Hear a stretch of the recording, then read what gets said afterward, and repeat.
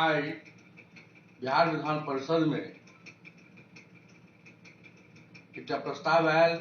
कि दरभंगा हवाई अड्डा के नाम विद्यापत एयरपोर्ट के नाम से कल जाए। तक प्रस्ताव आई विधानसभा में सर्वसम्मत पास भेल कल और आई हुई प्रस्ताव के विधान परिषद में सर्वसम्मत से ओकरा पारित कल गए। ऐतिहासिक पल में आई हम सदन में मौजूद छलौं हैं।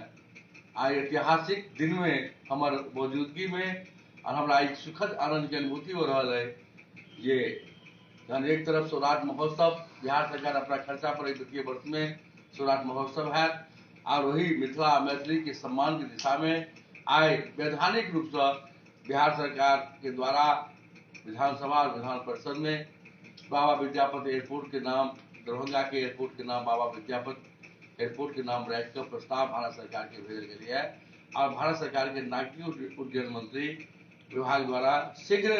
बिहार सरकार के दोनों सदन के जो निर्णय के आधार पर निश्चित रूप से भारत सरकार माँ मिथिला मैथिली और महाकवि विद्यापत जी के नाम से